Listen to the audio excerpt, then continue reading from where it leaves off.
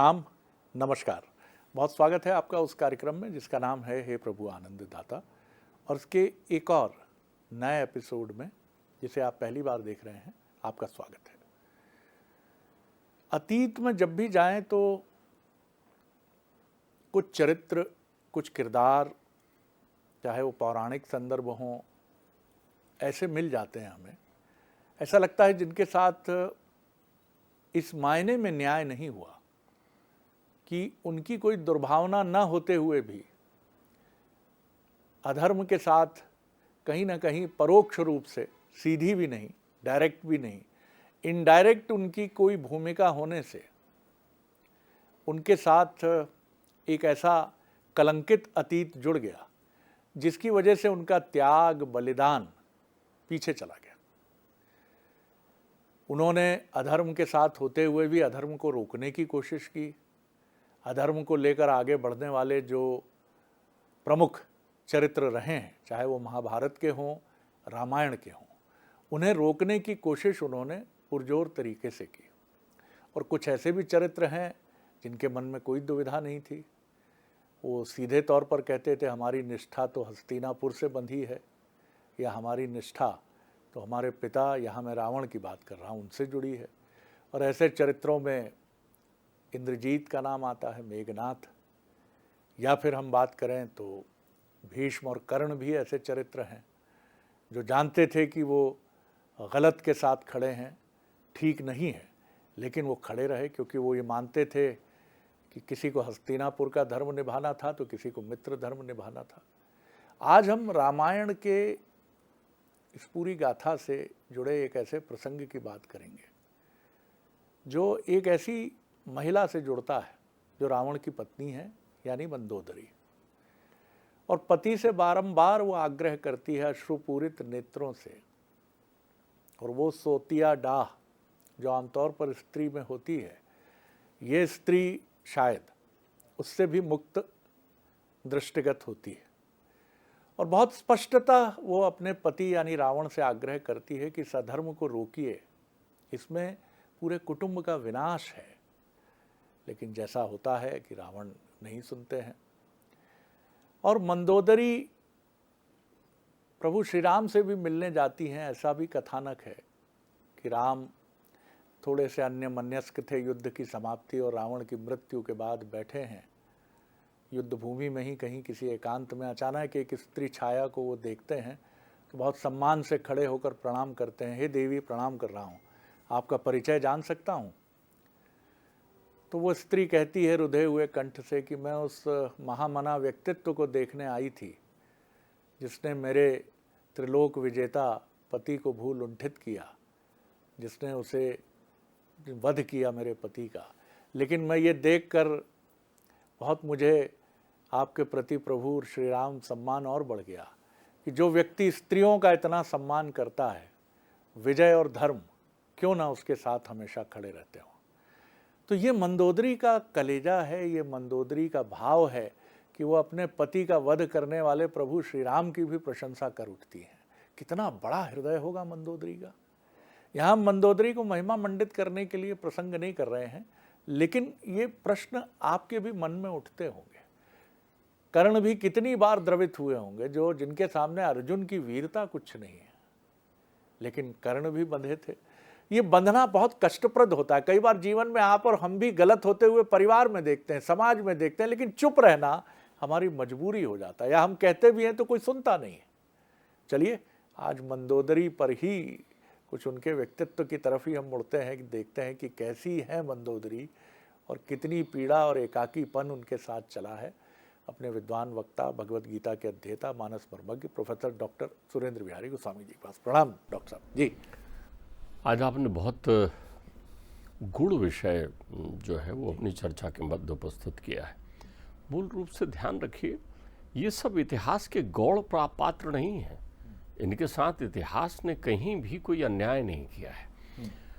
जो पहाड़ को लांघ कर भी बहने लग जाए तो समझ लीजिए वो कितनी बड़ी सरिता है। पाप का पहाड़ कितना बड़ा है, लेकिन उससे आप्लावित होकर भी जिसका व्यक्तित्व तो हम आज चिंतन करने बैठे हुए हैं, तो कितनी गहरी और बहती हुई सरिता रही होगी।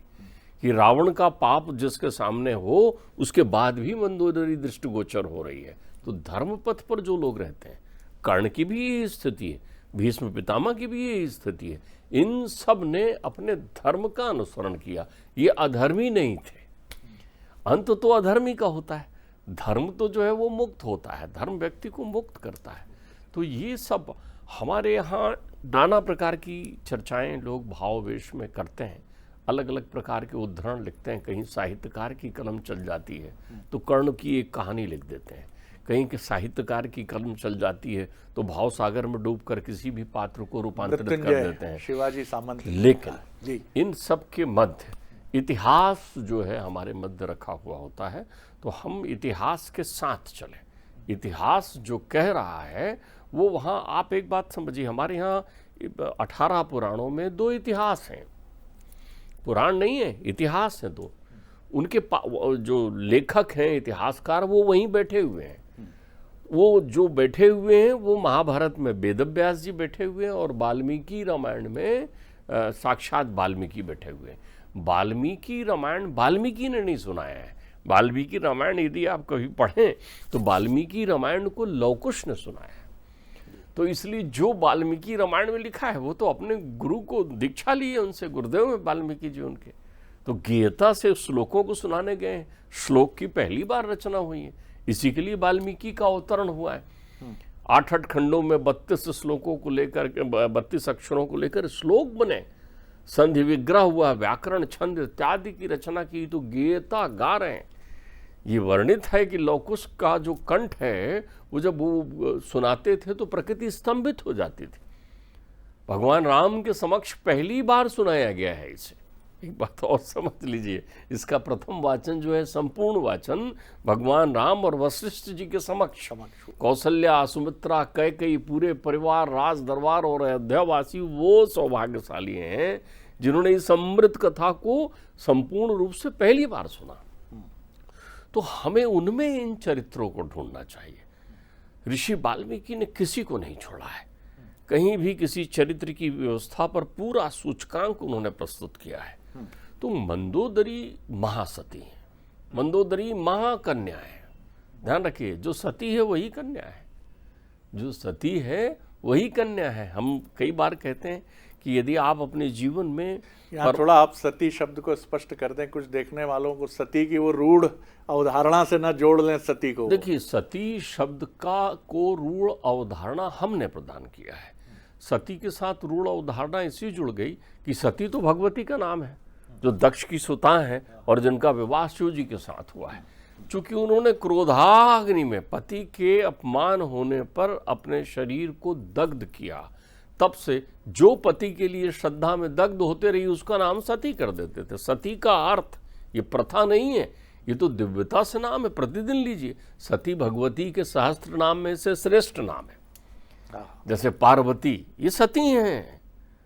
जितने भी लोग सत्य शक्ति संपन्न सुशीला हैं वो सती हैं। जो धर्म के रास्ते में अडिग खड़ी हुई हैं, जिन्हें परिस्थितियों की झंझावात हिला नहीं पाई, वो सती हैं। जो प्रतिकूलता में भी खिलकर उठती है और परिवार को थामे रखती है और अपने पति को उन सारे कुसंगों से बाहर निकालती है, वो सती है।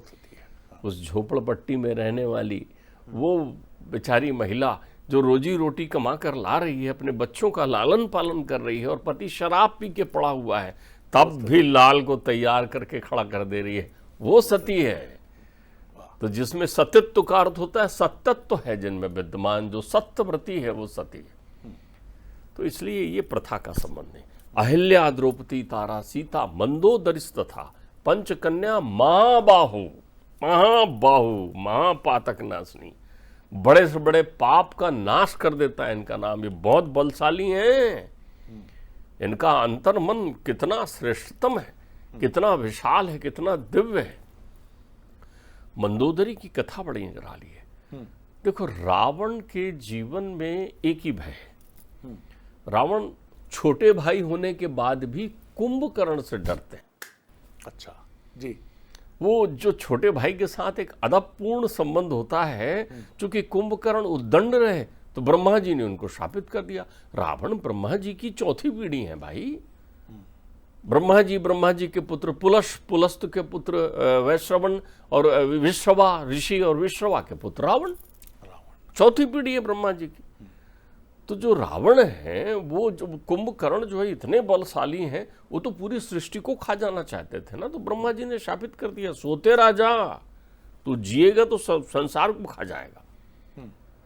तो कुंभकर्ण का शयन में जाना शापित होने के बाद रावण को उद्दंड बना देता है। इसलिए तो कुंभकर्ण उठते ही वो डपट लगाते हैं ना अपने भाई को, क्या तुम अंबे को ले आए उठा करके, तुमको समझ में नहीं आ रहा है, जगदम्बा का हरण करके ले आए, ये कहता है वो। और रावण को उनका इतना संबल है, रावण तभी हारता है जब कुंभकर्ण मारे जाते हैं। तो रावण को इतना संबल है कि उनको नींद में से उठाते हैं, उठाओ भाई को। ब्रह्मा जी ने कहा था 1 दिन के लिए उठेगा, उठाओ।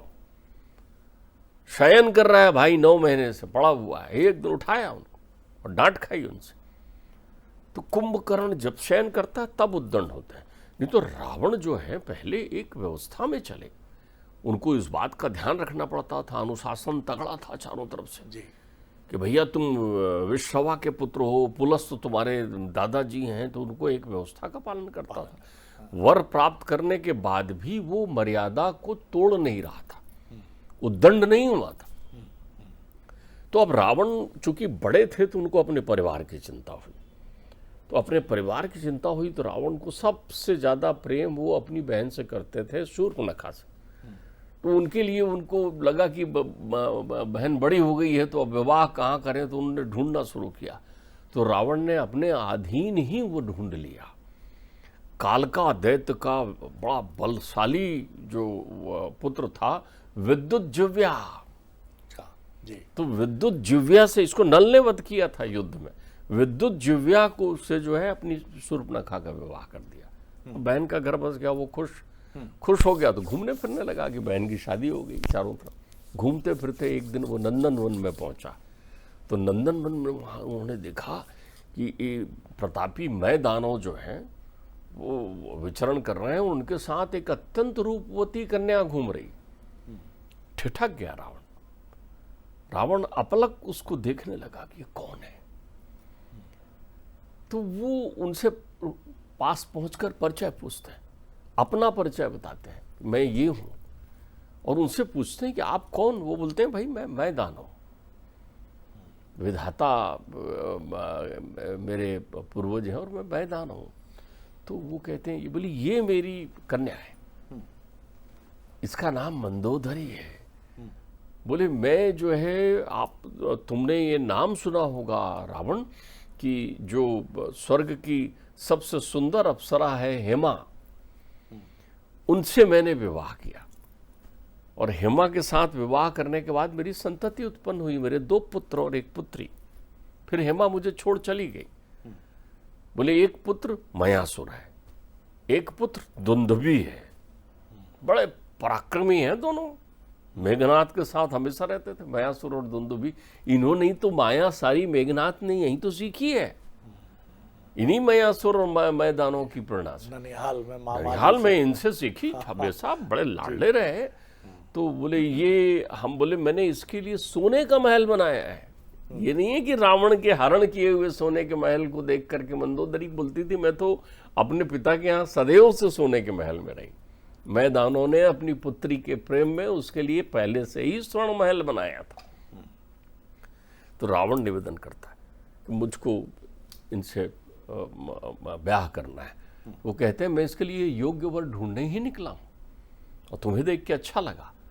अब मैदानों ये जानते हैं कि ये जो है ऐसा राक्षस है जो व्याभिचारी है, ये पथभ्रष्ट हो गई। लेकिन मैदानों कहते हैं अरे ये ब्रह्मा के कुल का है भैया, ब्रह्मा की 4थी पीढ़ी है। तो बड़े आनंद से विवाह कर देते हैं और उसको दहेज में शक्ति भी प्रदान करते हैं।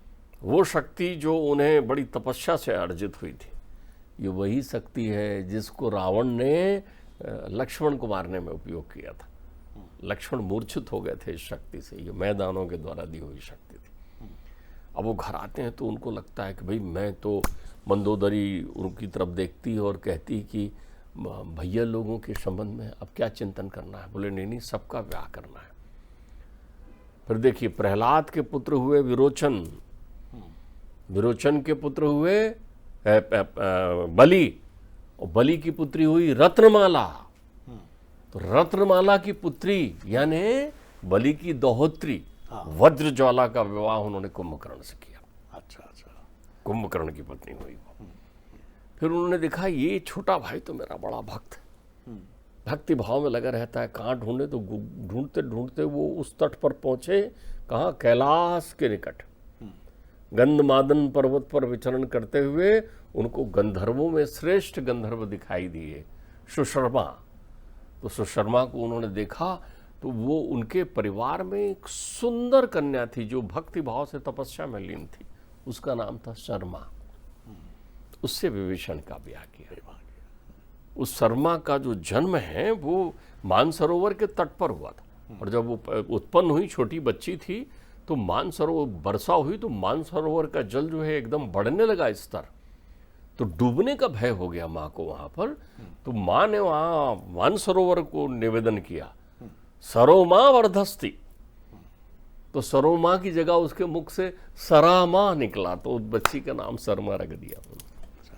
वो विभीषण को ब्याही। अब देखिए मंदोदरी का सबसे श्रेष्ठतम चरित्र कहाँ प्रकट होता है। मैं मंदोदरी के चिंतन में दो जगह ध्यानस्थ हो जाता हूँ। एक जगह वो पति से, उसके पास ये कूटनीति है, सुंदरकांड में बड़ा सुंदर वर्णन है किया है इस प्रसंग को बाबा तुलसीदास जी ने, कि वो बड़ा लावण्यमय लाड़ करके पति को सुंदर अवसर देख करके नाना प्रकार के भोगों से ग्रहण करती हुई लजाती शर्माती उनको कहती, सीता सीत निशा समाई। ये वो नारायण है, साक्षात नारायण है। वही प्रक्रिया कहती है जो बलि को तारा कहती है। मूड तो ही अतिशय अभिमाना, नारी सिकावत करसी न काना। मम भुजबल जही आश्रित जानी, और मारा चाह महाअभिमानी। वो कहते हैं कारण कवन नाथ मही मारा। तो बोले तेरी पत्नी, बताया तो था पत्नी ने तेरे को, कहा तो था तेरे से, समझाया तो था तुझे। वही मंदोदरी कह रही है, नाथ आपको त्रिलोक में कौन पराजित कर सकता है, एक मनुष्य की इतनी क्षमता नहीं, वो साक्षात देवी है। तो अब मंदोदरी वहां भी जब वो चंद्रहास से मारने दौड़ते हैं सीता को, वहां डराने धमकाने से सीता तृणधर हो तो कहते बेदे ही, सीता जी को कोई अंतर नहीं पड़ता। तो जब चंद्रहास उठाते हैं तो हाथ पकड़ने वाली मंदोदरी होती है। ये नहीं करिए आप, रोकती। देखिए आप पल पल चिंता कर रही, हर प्रक्रिया पर वो अपनी बात कह रही है। रावण का वध जब हो जाता है, इतिहास की कथा समझिए, मंदोदरी महासती है। वो रात के अंधेरे में परमात्मा राम के दर्शन करने नहीं पहुंची। इतिहास कहता है, वाल्मीकि जी वहां वर्णन करते हैं कि जब रावण का शरीर पड़ा होता है तो वहां पर अस्त व्यस्त खुले केसों से सहस्त्रों उसकी स्त्रियां दौड़ती हैं और सामने में मंदोदरी होती है।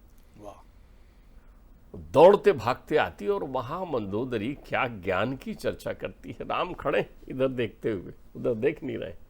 विभीषण खड़े, शवों का अंबार लगा हुआ है चारों तरफ। तब वहां कहते हैं कि बोले मैं सुमाली दैत्र की दोहोत्री, मैं त्रिलोक विजय रावण की पत्नी, मैं दानवों की पुत्री, मैं मेघनाथ जैसे वीर की मां, हमेशा इस अभिमान में रहती थी। तुमने मेरा अभिमान तोड़ा, यहां तुम पड़े हुए हो। बोले नाथ मेरा स्वरूप किसी से कम नहीं था, मुझसे सुंदर कोई नहीं था। वहां वो भाव निकालती है, सीता भी मुझसे कम सुंदर थी। मैंने तुम्हें कितनी बार समझाने का प्रयत्न किया कि वो काल बनकर आई हुई हैं, वो भगवती हैं। सीता जी के प्रति उनका अंतर्मन देखिए, वो क्या कहती, वो वसुधा की वसुधा भी हैं, सती की सती हैं, श्री की श्री हैं, वो अनुसुईया से भी बढ़कर सती हैं। और आपने उन पर कुदृष्टि डालने का प्रयत्न किया। बोले जिस लंका में देव भी नहीं आ सकते थे, उस लंका में एक मनुष्य के रूप में नारायण ही तो आए थे। मैंने तुमसे कहा था, ये जो खड़े हुए हैं सामने, इनको देखकर आपको इस बात की अनुभूति नहीं हुई? सीता को आपने इस रूप में देखा नहीं कि वो श्री हैं, वो लक्ष्मी हैं और ये नारायण हैं। आपके पास क्या नहीं था दुनिया में? बोले मेरे को मेघनाथ के जाने पर मैं आहत हुई थी, मेरे पुत्र के जाने पर, लेकिन आप मुझे अनाथ छोड़कर यहां जाओगे, अब मैं जी कर क्या करूंगी? मंदोदरी का ज्ञान वहां जितने श्लोक में उन्होंने व्यक्त किया है, एक एक तथ्यों की मीमांसा करते हुए वो रावण को कहती है, बोले धिक्कार हो गया आपका जीवन। आप वो जिसकी एक हुंकार से इंद्र डरता था, वो भूमि पर शयन कर रहे हैं। किसके भरोसे मुझे छोड़ गए? कौन देखेगा मुझे? अब मैं भी वैधव्य योग लेकर के किसके आश्रय रहूंगी? मेरे प्राण निकल जाएं, यही श्रेष्ठतम है। तो मंदोदरी अपने समग्र जीवन में परमात्मा की आराधना करते रही। राम का वहां वो वर्णन करती है, इनका स्वरूप देखिए, ये अजान बाहु हैं, ये श्रेष्ठतम है, परमात्मा मनुष्य बनकर आए, ये वानर नहीं है। उनकी दिव्यता देखिए, वो कहते हैं इनमें कोई वानर नहीं है, ये तो स्वरूप लेकर बैठे, सारे देवता तुम्हें पराजित करते हुए आए। वो क्या अपनी बात कहती है शरद जी? वो कहती है कि तुमने जिंदगी भर, पूरे जीवन भर तप से इंद्रियों को पराजित किया। अपनी इंद्रियों को जीतकर त्रिलोकपति हुए थे ना, तब किया था ना, अवसर देखकर इंद्रियों ने तुम्हें पराजित कर दिया। बहुत सुंदर। मोह मूल बहुसूल प्रद। आज इंद्रियों से पराजित होकर तुम धराशायी बैठे हुए हो यहां पर। तो मंदोदरी समग्र जीवन इस रूप में व्यतीत करते हुए, मंदोदरी रावण के जाने के बाद वो अग्नि में प्रज्वलित होने वाली सती नहीं रहती। मंदोदरी साध्वी का स्वरूप धारण करके त्रिलोकपति का स्मरण करते हुए अनंत वर्षों तक जीवन में तप त्याग बिताते हुए मुक्ति को प्राप्त हो। हाँ हाँ हाँ, बहुत सुंदर। और जो आपने मीमांसा का ये सिरा हम सबके सामने रखा कि जिन इंद्रियों को जीत कर व्यक्ति इंद्रजीत होता है, वही उसके पराजय का भी कारण बन सकती हैं, अगर वो उनको अपने पर परास्त करने के बाद भी फिर हावी होने दें। और ऐसी अनेक कहानियां हमें सनातन के मूल में मिलती हैं, जहां ऋषि मुनि जिन्होंने सब कुछ हासिल कर लिया, लेकिन एक किसी अप्सरा ने उनका तप भंग किया और बहुत कुछ बिखर गया। तो जीवन में एक बार इस मार्ग पर चल निकलने के बाद रावण की पराजय का मूल बता दिया उन्हीं की अर्धांगिनी ने कि तुम हारे क्यों, तुम जो त्रिलोक विजेता हो, आज इस धरती पर निष्प्राण पड़े हो, इसका कारण क्या है? और निश्चित तौर पर एक ऐसी सती, एक ऐसी स्त्री जो अपने पति के अवगुण भी देख ले, लेकिन उसके बाद भी उसकी कटु आलोचना न करते हुए एक सलाहकार मंत्री की तरह व्यवहार करे, ये मुझे लगता है कि शास्त्रोक्त सुलक्षणा और वैज्ञानिक सम्मत, मनोवैज्ञानिक सम्मत दृष्टिकोण है कि सहचर या जीवन साथी या जीवन संगिनी को ऐसा ही होना चाहिए कि वो अपनी बात थोपे ना, अपनी बात सलाहकार और मित्र के रूप में कहे, क्योंकि बहुत कठिन है व्यक्ति को जब उसका भला बताया जाता है, उससे कठिन कार्य दुनिया में शायद कोई नहीं है। जब आप किसी से कहते हैं कि ये अनुकूल नहीं है आपके व्यक्तित्व के, उसे बहुत बुरा लगता है। और रावण भी इसको नहीं साध पाया और यही उसकी मृत्यु का कारण बना। लेकिन मंदोदरी अपने धर्म को निभाती रहीं, ये जानकर भी कि वो रावण की पत्नी है। इतिहास उन्हें कभी उस सती और उस सम्मानित स्त्री की श्रेणी में शायद न रखे जिसकी वो सुपात्र हैं। हालांकि रखा गया, जैसे श्लोक के माध्यम से डॉक्टर साहब ने हमें बताया कि वो उन सती और सम्मानित स्त्रियों में जो 5 स्त्रियां गिनी जाती हैं, उसमें मंदोदरी भी शामिल है।